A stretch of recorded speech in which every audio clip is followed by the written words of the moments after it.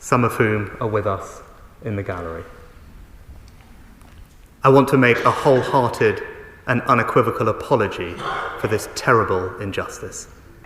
First, to apologise for the failure in blood policy and blood products, and the devastating and so often fatal impact this had on so many lives, including the impact of treatments that were known or proved to be contaminated, the failure to respond to the risk of imported concentrates, the failure to prioritise self-sufficiency in blood, the failure to introduce screening services sooner, and the mismanagement of the response to the emergence of AIDS and hepatitis viruses amongst infected blood victims. Second, to apologise for the repeated failure of the state and our medical professionals to recognise the harm caused. This includes the failure of previous payment schemes, the inadequate levels of funding made available, and the failure to recognise hepatitis B victims. And third, to apologise for the institutional refusal to face up to these failings, and worse, to deny and even attempt to cover them up.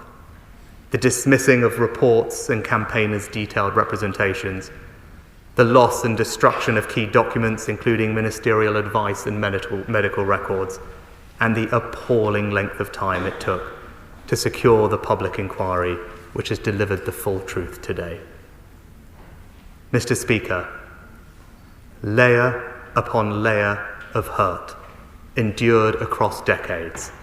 This is an apology from the state to every single person impacted by this scandal. It did not have to be this way. It should never have been this way. And on behalf of this and every government stretching back to the 1970s, I am truly sorry.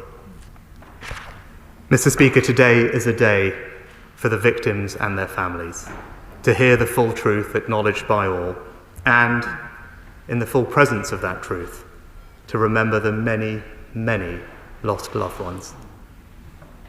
But justice also demands action and accountability. So I make two solemn promises. First, we will pay comprehensive compensation to those infected and those affected by this scandal, accepting the principles recommended by the inquiry, which builds on the work of Sir Robert Francis.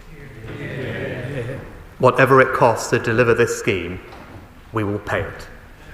And my right honourable friend, the Minister for the Cabinet Office, will set out the details tomorrow.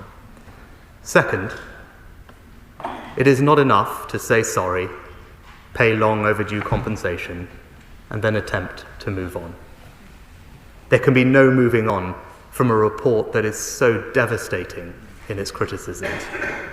Of course, in some areas, medical practice has long since evolved, and no one is questioning that every day our NHS provides amazing and life-saving care to the British people. But Sir Brian and his team have made wide-ranging recommendations. We will study them in detail before returning to this House with a full response. And we must fundamentally rebalance the system so we finally address this pattern so familiar from other inquiries like Hillsborough, where innocent victims have to fight for decades just to be believed. Mr. Speaker, the whole House will join me in thanking Sir Brian and his team, especially for keeping